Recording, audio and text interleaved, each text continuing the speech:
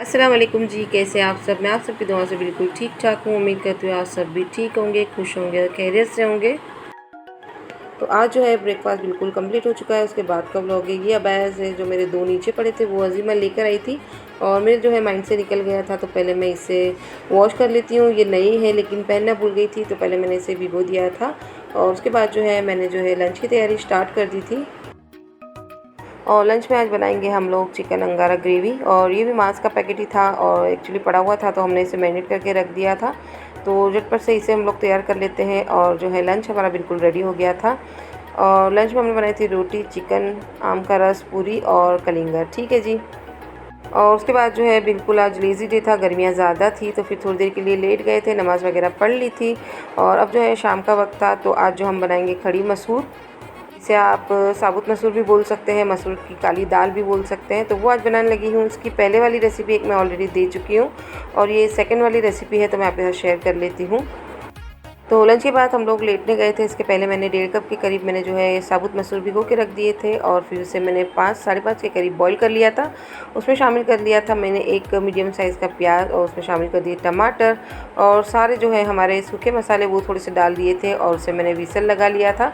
तकरीबन ये 3-4 विसल में जो है बिल्कुल रेडी हो जाते हैं। और अब जो है इसके तड़के की तैयारी कर लेते हैं। जिसमें मैंने चिकन फ्राई किया था वही मैंने कढ़ाई ले ली थी, उसमें मैंने शामिल कर दिया था एक मीडियम साइज़ का प्याज और जो है इसे मैंने थोड़ा सा गोल्डन ब्राउन होने के लिए रखा है। प्याज को होने देते हैं गोल्डन। तब तक के लिए हम लोग एक चटनी मज़ेदार सी कच्चे आम की बना रहे थे, तो उसको मैंने सोचा आपके साथ शेयर कर लूँ। तो धनिया है जो मैंने धो के उसको निकाल के रख दिया है साइड पर। और ये मैंने कुछ चने ले लिए थे और इधर मैं जो है प्याज थोड़ा सा गोल्डन हो गया था, तो इसमें मैंने ज़ीरा शामिल कर दिया था।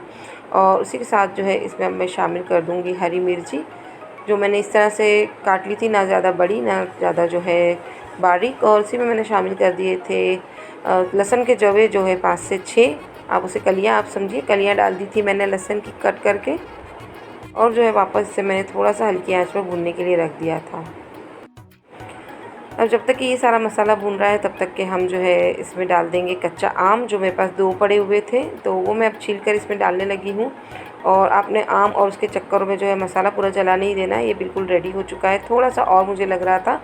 और इधर जो है मैंने आम की चटनी के लिए डाल दिया था, आम काटने के बाद इसमें सफ़ेद ज़ीरा और डाल दी थी 1.5 चम्मच के करीब जो है कश्मीरी रेड मिर्ची और शामिल कर दी थी एक जो है हरी मिर्ची। अब मसाला हमारा बिल्कुल रेडी हो चुका था, तो इसमें मैंने डाल दिया था करी लीव्स। ये हमारे घर के हैं जो ग्रो किए हुए, वही मैंने तोड़ के रखे थे। अब जो है इसमें मैंने शामिल कर दिया है और उसके बाद जो है मैंने शामिल कर दिया था इसमें भी जो है 1.5 चम्मच के करीब जो है कश्मीरी रेड मिर्ची। इससे कलर बहुत अच्छा आ जाता है, खूबसूरत सा। और पहले जो है मैंने ऑयल थोड़ा सा कम डाला था, मुझे थोड़ा सा कम लग रहा था, तो मैंने वापस डाल दिया था। और फिर सिंपल से इसमें मैंने डाल दिया था जो बॉईल किए हुए मसूर। और ये जो है रेसिपी बिल्कुल इजी वाली भी है और बड़ी मज़ेदार सी बनी थी। मैं मसूर जो है 3-4 टाइप से अलग अलग से बनाती हूँ, तो आज मैंने आपके साथ इस सेकंड वाली रेसिपी शेयर की है। अच्छा जी, इसमें जो है जाता है खटाई के लिए लेमन या फिर जो है सूखा आम होता है वो।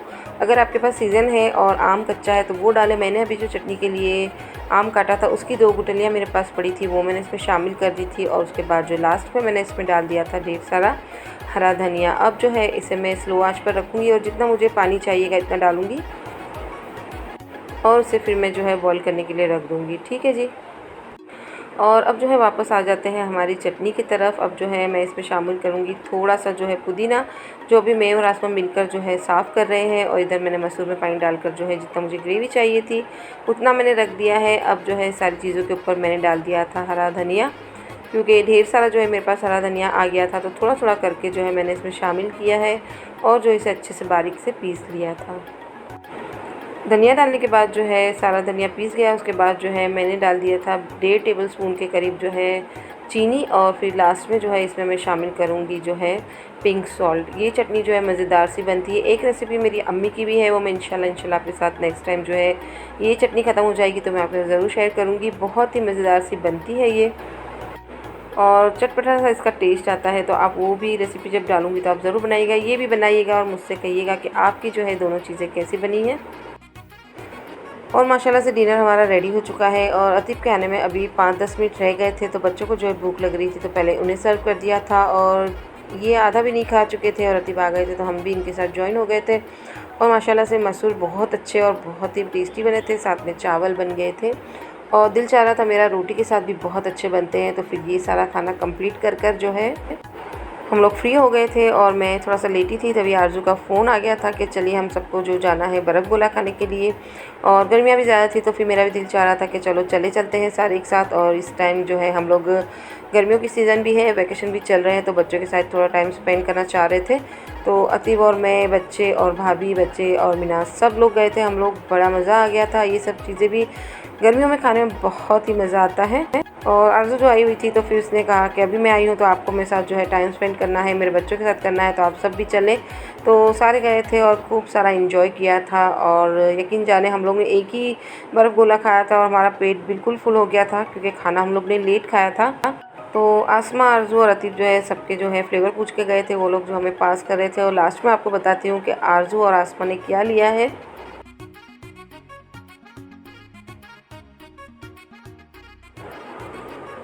तो सारे फ्लेवर सब तक पहुंच गए थे और आसमा और अजीमा ने जो है बम हम पर फोड़ा था। वो इतनी मज़ेदार सी रजवाड़ी कुछ डिश लेकर आए थे माशाल्लाह माशाल्लाह से, और उसमें बहुत सारा ड्राई फ्रूट था। अगर आप खाना खाकर नहीं गए हैं तो फिर आपको मैं रेकमेंड करूँगी कि आपको ये खाना चाहिए, तो बहुत मज़ा आएगा आपको। और मैं जो है खट्टा बिल्कुल नहीं खाती, मैं गुलाब ही खाती हूँ और अतीब भी जो है खट्टा पसंद नहीं करते हैं।